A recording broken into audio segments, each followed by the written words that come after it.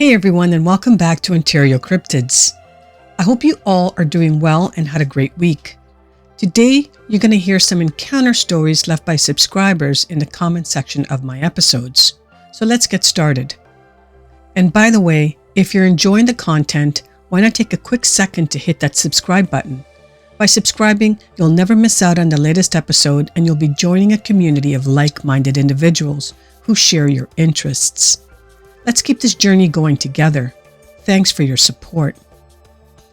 If you have an encounter story that you would like to share, then please forward your stories to OntarioCryptids@gmail.com.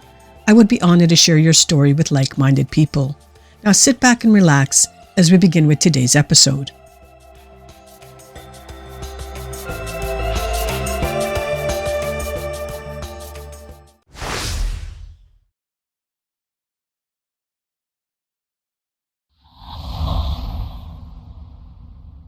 This first one comes from Lacrosse Guy 108, and this one takes place up in Bruce County, Ontario, in Tobermory. I have a creepy camping encounter, not a Bigfoot one though, but it happened in Tobermory, Ontario. Me and my girlfriend spent a week tenting in the park in Tobermory. The first day it was getting dark, so we decided to call it a night. We went to the bathroom, and on our way back, we had the couple staying next to us tell us that something was messing around in their camp, and they think it's a raccoon. We get back, and it's still there, just a single raccoon, but he was maimed pretty bad. I think he was either hit by a car or attacked by another animal like a bear. His snout-like nose part was cut right off, so he had part of his mouth left, and his upper head was fine. He came to visit us every night around the same time and would come by the campsite during the day, but he sounded like a pig when he would breathe, so he was really noticeable from a distance. If you didn't see it and just heard it, the noise it made, it was terrifying. He didn't bother us the whole time, but a few campsites over, he tore up their whole site. The park said that they were trying to catch him, but no luck the whole time that we were there. We also had a blue jay with a burnt head come and chill a foot away from me while I ate breakfast. Weirdest animal up in the peninsula, LOL. I would go back to the area because it is so beautiful and breathtaking.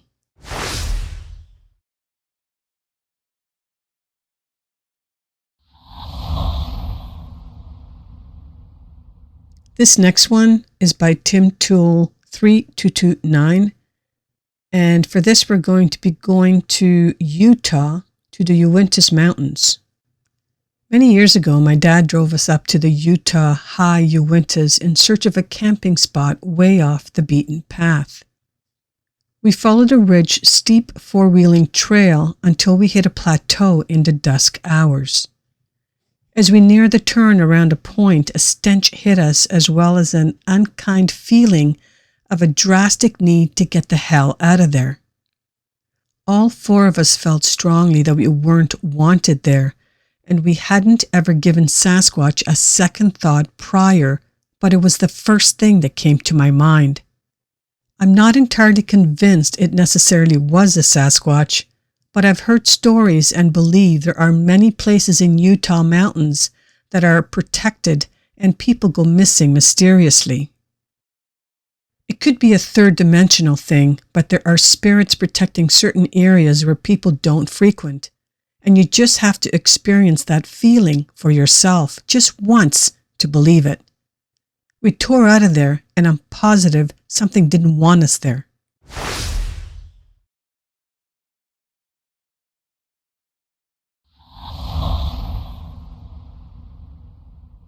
This one is by D. Anderson, and for this we're going to Skamania County, Washington, and the area is Mount St. Helen.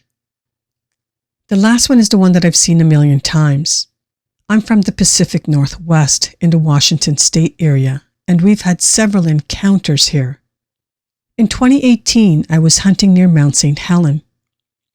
Walking down a road, no tire tracks, no human tracks, I come across a buck. That's what I was hunting, that was sitting right on this side of the road.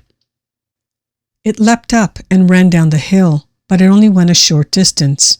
I could tell by the noise that it stopped. As I'm looking down the hill, I started walking down it, off the road. I get to about where the buck was bedded, and I see the deer again go down to the next ravine, but no further. At the bottom of the hill, I could hear tree knocks, very consistent and extremely loud. I couldn't do that with a Louisville Slugger. I have a million things running through my head. What the frick can be doing that? Then I see something move from left to right at about 40 miles an hour, 200 yards down the hill. I'm thinking that it was a crow. The knocks went on for at least a minute, very consistent. I wasn't scared, but I was extremely curious. I was on the edge, but not scared. Yes, I do believe these creatures exist. Your videos are the best I've seen. Go watch How to Hunt. He's got some screamer stories also. And he's seen 2, I believe. Anyways, those are some of the best footage I've seen so far.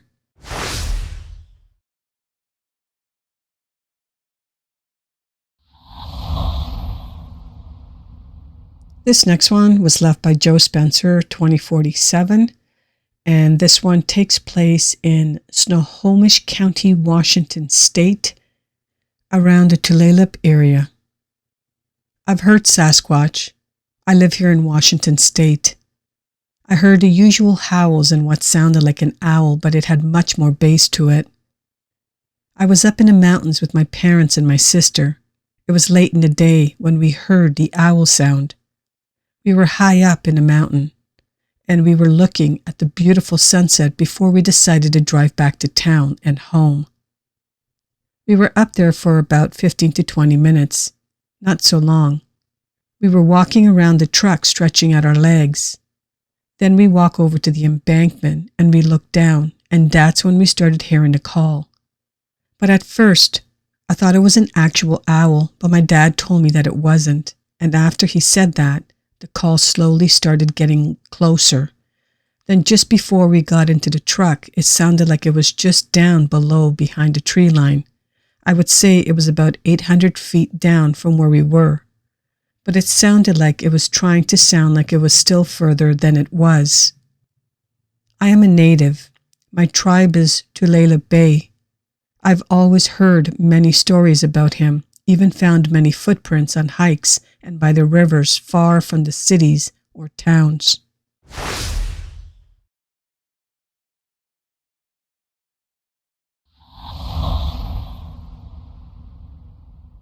This last one was submitted by Hector Barrero, and it takes place in the summer of 1977. We're going to be heading to Huntingdon County, Pennsylvania, to an area called Painter Rock Hill Forest. Back in the summer of 1977, I was a Boy Scout camping in Rock Hill Forest in Pennsylvania. My scout troop 406 went on a night hike. We all heard a loud screaming, a deep sound coming from a short wooden hill, and a bad smell was in the air. The scoutmaster took no chances to continue hiking, so he made us turn around and return back to our campsite. The scouts were worried that it might be a large bear. At the time, I wasn't aware about the Bigfoot creature. When we returned back to camp, some of the scouts and myself stood up until daybreak, but nothing happened during the night. The assistant scoutmaster, Mr. Torres, stated that it might have been an injured animal or someone playing a prank. We will never know since we packed up 2 days later and returned back to the city of Jersey City, New Jersey. That's the truth, and that experience was very frightening. I hope you all enjoyed these encounter stories today. And the first one, the Tobermory one, wasn't really an encounter story, but I thought I would include it because I found it very interesting. What is going on with the animals up in Tobermory, Ontario? That's what I would like to know. Anyways, I will try to do this more often since I have a lot of these saved, and it's good for just this type of episode. And again, thanks to those that share their experience in the comment section. Let's acknowledge all of our current OC members. I would like to thank Elizabeth, Jim, Deeana, and Teresa for their contribution and support as a member of the OC community. Your support is truly appreciated. If you wish to learn more about our OC membership program, you can check out the membership video to get a detailed description of all the perks you will receive. Don't miss out on the adventure. Become a member now and join us today. If these stories reminded you of an encounter that you may have had and would like to share, then please forward your stories to OntarioCryptids@gmail.com. I would be honored to share your story on this channel. Thank you all for listening until the end. I truly appreciate it. Please hit the like button on your way out and smash the subscribe button if you're new to my channel. Have a great weekend, and I'll see you all next week, right here on Ontario Cryptids.